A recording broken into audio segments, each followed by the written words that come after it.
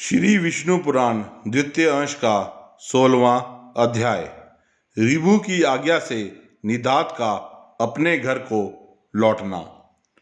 ब्राह्मण बोले, हे नरेश्वर, तदनंतर सहस्र वर्ष व्यतीत होने पर महर्षि ऋभु निदात को ज्ञानोपदेश करने के लिए फिर उसी नगर को गए। वहां पहुंचने पर उन्होंने देखा कि वहां का राजा बहुत सी सेना आदि के साथ बड़ी धूमधाम से नगर में प्रवेश कर रहा है और वन से कुशा तथा समिध लेकर आया हुआ महाभाग निदात जनसमूह से हटकर भूखा प्यासा दूर खड़ा है। निदात को देखकर ऋभु उसके निकट गए और उसका अभिवादन करके बोले, हे द्विज, यहाँ एकांत में आप कैसे खड़े हैं? निदात बोले, हे विप्रवर, आज इस अति रमणीक नगर में राजा जाना चाहता है, सो मार्ग में बड़ी भीड़ हो रही है, इसलिए मैं यहाँ खड़ा हूँ। ऋभु बोले, हे द्विजश्रेष्ठ, मालूम होता है आप यहाँ की सब बातें जानते हैं, अतः कहिए इनमें राजा कौन है और अन्य पुरुष कौन है?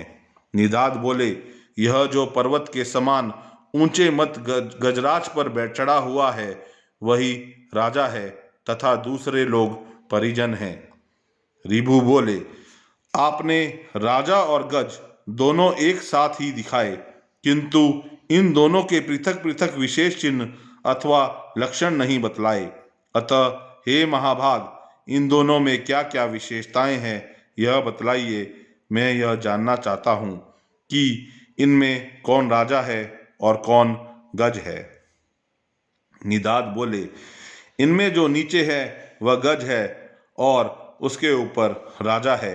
हे द्विज, इन दोनों का ब्राह्मवाहक संबंध है, इस बात को कौन नहीं जानता? ऋभु बोले, ठीक है, किंतु हे ब्राह्मण, मुझे इस प्रकार समझाइए जिससे मैं यह जान सकूं कि नीचे इस शब्द का वाच्य क्या है और ऊपर किसे कहते हैं।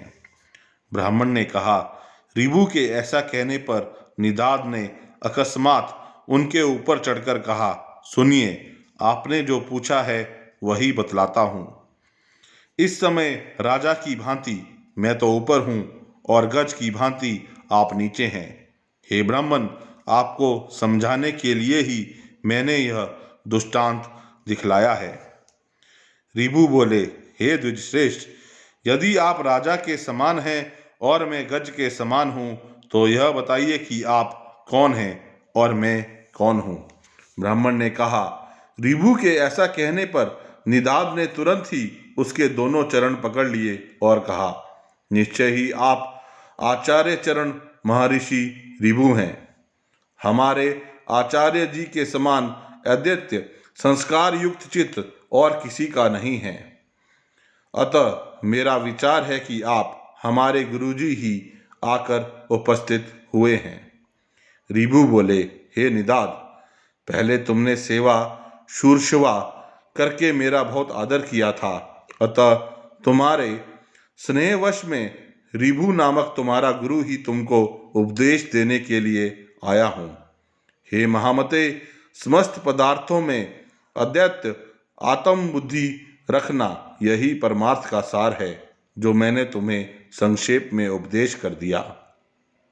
ब्राह्मण बोले, निदात से ऐसा कह परम विद्वान गुरुवर भगवान ऋभु चले गए और उनके उपदेश से निदात भी अद्वैत चिंतन पर तत्पर हो गया और समस्त प्राणियों को अपने से अभिन्न देखने लगा।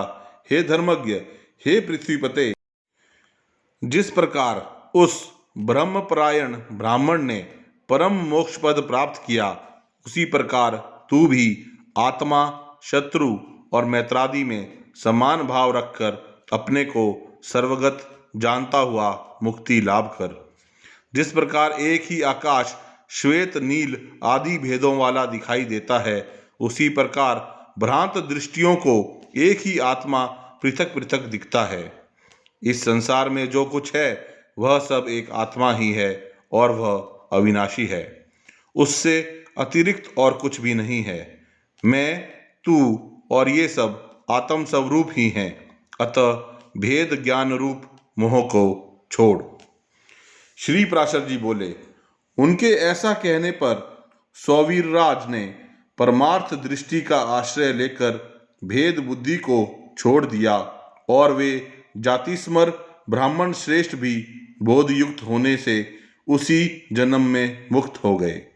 इस प्रकार महाराज भरत के इतिहास के इस सारभूत वृत्तांत को जो पुरुष भक्तिपूर्वक कहता या सुनता है उसकी बुद्धि निर्मल हो जाती है, उसे कभी आत्म विस्मृति नहीं होती और वह जन्म जन्मांतर में मुक्ति की योग्यता प्राप्त कर लेता है। यह था श्री विष्णु पुराण द्वितीय अंश का 16वां अध्याय और इसी के साथ श्री विष्णु पुराण का द्वितीय अंश समाप्त होता है।